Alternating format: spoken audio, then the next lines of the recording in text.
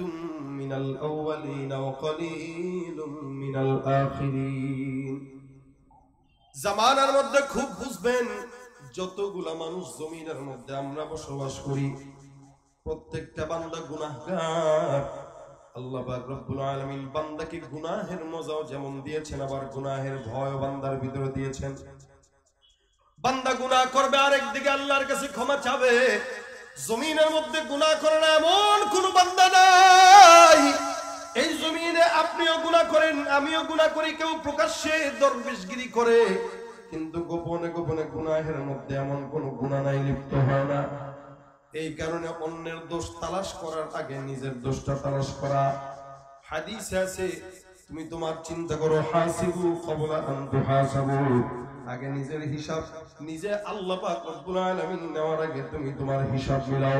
অন্যের হিসাব দেখার কোনো সময় নাই, কারণ আমি যদি আমার নিজের দিকে তাকাই, আল্লাহর কসম জাহান্নাম ছাড়া কোনোদিন কোনো চিন্তাও করতে পারি না। আমার গায়ের মধ্যে এত গুনাহের দুর্গন্ধ। আল্লাহ পাক রব্বুল আলামিন বলে, তোমরা যদিও আগের কালের মানুষদেরকে গালি দাও, কিন্তু মনে রাখবা আখিরি জামানার নবীর উম্মতরা যত নবীর নিকটবর্তী তত আল্লাহর নিকটবর্তী, আর আখিরি জামানার নবীর থেকে যত বান্দারা দূরবর্তী তত আল্লাহর দূরবর্তী। এই কারণে আল্লাহ পাক রব্বুল আলামিন বলেন, সুন্নাতুম মিনাল আউয়ালিন ওয়া কলিলুম মিনাল আখিরিন। আগের কালের জামানার যে সমস্ত বান্দারা গেল, এরা অধিকাংশ জান্নাতি। আর যারা সামনের যুগে আসলো, অর্থাৎ জামানা যত ফিতনার দিকে যাচ্ছে, মানুষগুলো তত জাহান্নামী। যদিও আপনি আপনার মাকে গালি দেন, বাবাকে গালি দেন, তারা নামাজ বুঝে নাই, ইসলাম বুঝে নাই, কোরআন বুঝে নাই।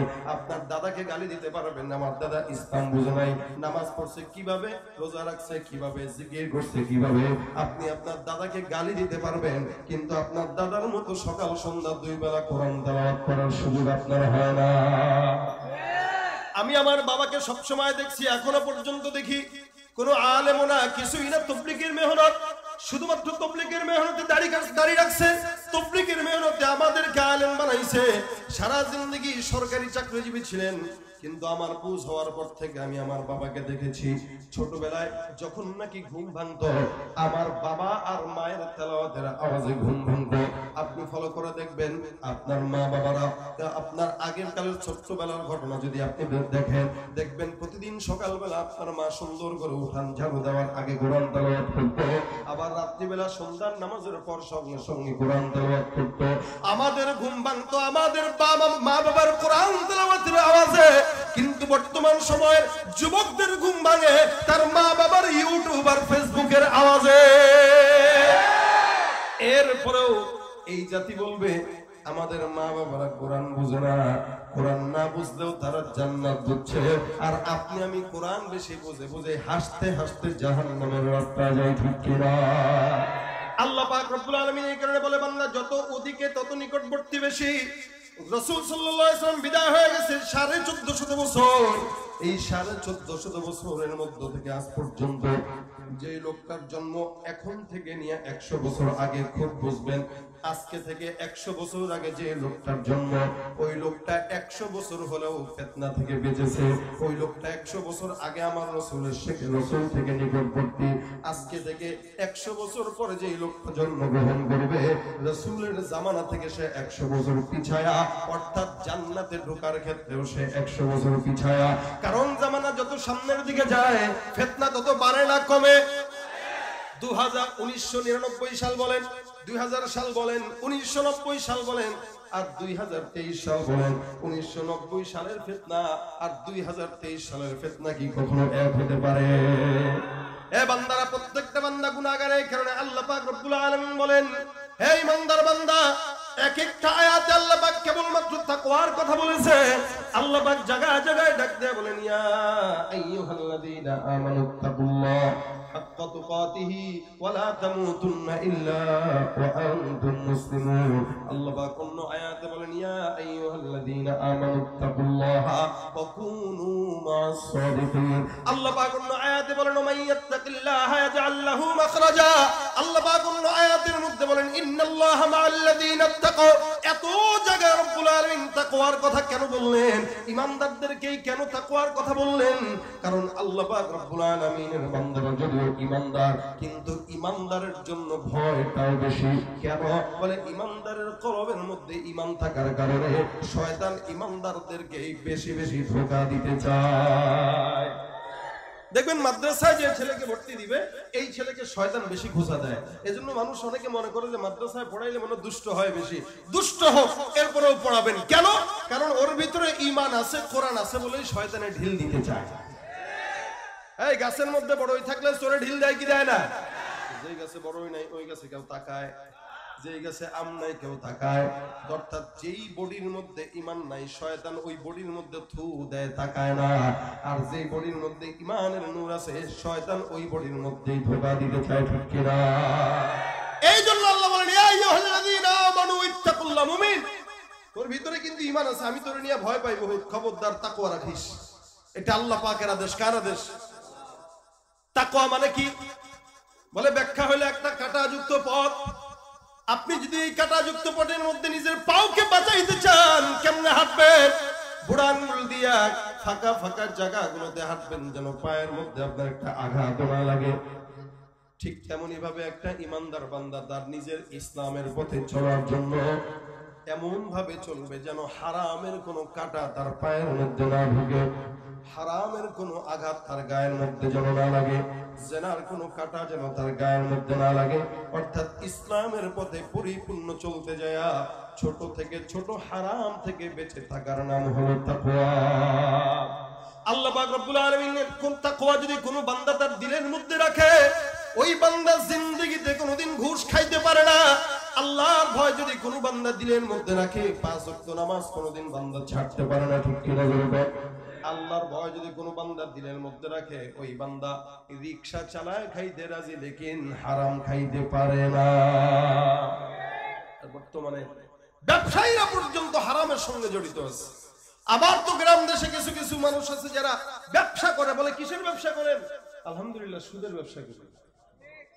কেউ আলহামদুলিল্লাহ কইতেছেন নি আপনারা? আবার কি বলবেন? আপনি সুদ খান মিয়া, কবে না খবরদার, মুখ সামলায় কথা বলেন। সুদ খাই না, আমি সুদের ব্যবসা করি। আল্লাহ ব্যবসাটা হালাল করছে। টাকা চাবেন তার কাছে ধার, সে আপনাকে দিবে না। চাচা কো দেন না 10,000 টাকা। চাচা কো বাবা রে নাই, তুই চাবি আমার কাছে, আমি না দিব। হ্যাঁ একটু আগে চাইলে তো দিতাম, একটু আগে একজনকে দিয়ে দিলাম। এত মহব্বত করে চাচা আপনাকে বুঝাবেন, ভাতিজাও বুঝে এটা যে সুদখোর। আস্তে করে টিপ দেয়া কয়, চাচা 10,000 টাকা দেন, 1,000 বাড়ায় দেবো। যে 1,000 বাড়ানোর কথা শুনছে, দেখি তোর চাচির কাছে আছে। কেউ আপনাদের এলাকায় নাই? কথা আছে না নাই? আসলে মূলত চাচির কাছে কিছু না, সুদের কথা বলে নাই, তার কারণে কয় ভাই নাই। এখন যে সুদের কথা বলছে, এখন কয় দেখি চাচির কাছে আসেনি। এরা যদিও সমাজ সেবক নামে মানুষের সেবা করে, কিস্তির টাকা ঠিক মতো না দিতে পারলে দেখবেন টিনের চালটা পর্যন্ত ঘরের ভিতরে আর রাখে না। ঠিক কিনা ধরে বলেন? তুমি সুদের টাকায় প্রাসাদে গড়, ঘুষ ছাড়ো না, দিন দুঃখী না খেয়ে মরে খবর রাখো না। তুমি সুদের টাকায় প্রাসাদে গড়, ঘুষ ছাড়ো না, দিন দুঃখী না খেয়ে মরে খবর রাখো না। তুমি ঘুষ খেয়ে বিচার করো সাজিয়া প্রধান। আছে না নাই? যেখানে টাকা বেশি বিচার সেদিকে। কেউ কথা আসতে কম জোরে বলেন, ঠিক কিনা? যেদিকে টাকা বেশি সেদিকে কি যায়? ঘুষ খেয়ে বিচার করো সাজিয়া প্রধান। তুমি কেমন মুসলমান? তুমি নামাজের সাথে নাই পরিচয়, মানো না কোরআন। নামাজের সাথে নাই পরিচয়, মানো না কোরআন। তুমি কেমন মুসলমান? তুমি নবীর উম্মত দাবি করো, সুন্নাহ মানো না। নবীর অপমানে তোমার হৃদয় কাঁদে না। নবীর উম্মত দাবি করো, সুন্নাহ মানো না। নবীর অপমানে তোমার হৃদয় কাঁদে না। তুমি বিজাতীয় সংস্কৃতিতে সপেছ পরাণ। তুমি বিজাতীয় সংস্কৃতিতে সপেছ পরাণ। তুমি কেমন মুসলমান? তুমি কেমন মুসলমান? তুমি কেমন মুসলমান? দাবি করার নাম নাকি মানার নাম? এই আম যখন বাজারে কিনতে যান, কি জিনিস দেখে কিনেন? হয়তো ঘ্রাণ, না তো কালার, ঠিক না? কালার ঠিক তো আম সুন্দর বাস কিনা যায়, ঘ্রাণ সুন্দর আম ভালো কিনা যায়। আমের যদি পরিচয় জানতে যে আপনি কালার আর ঘ্রাণ দেখেন, একটা মুসলমানের ঘ্রাণ আর কালার আছে না নাই? মুসলমান দাবি করলেই হয় না, দেখবেন সুন্নতের কালার ঠিক আছে কিনা, ইমানের ঘ্রাণ ঠিক আছে কিনা।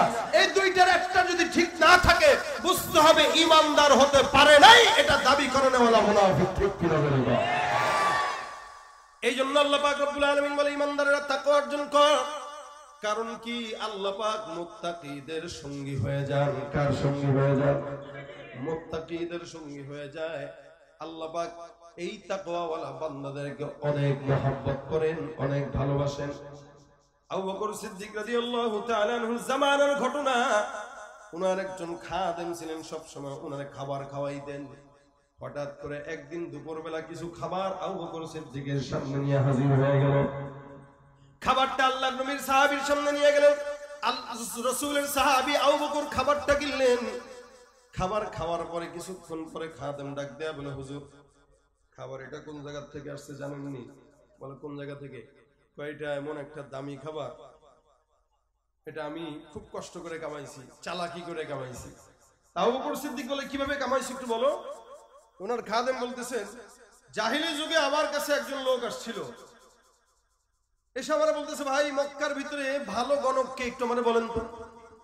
আমার মাথায় ধান্দা একটা চিন্তা আসলো যে আমি আজকে একটু গণক সাজি। আরে মিয়া আপনি তো ভালো জায়গায় আসছেন, এই মক্কার ভিতরে সবচাইতে ভালো গণক হইলাম আমি, অথচ আমি গণকের গও না। এই বেচারা তো আমার কথা শুনে মাশাআল্লাহ দিলে, ভাই আমার একটু হাতটা একটু দেখে দিবেন ভাই, খুব বিপদে আছি ভাই। আমি তার হাতটা দেখে আন্দা গুন্দা, বুঝলেন না, সুমন্দা সু কালেক্টর, এই হাতটা এমনি নিয়ে ভাই রে ভাই আপনার কপাল তো ভাই রাষ্ট্রিকা।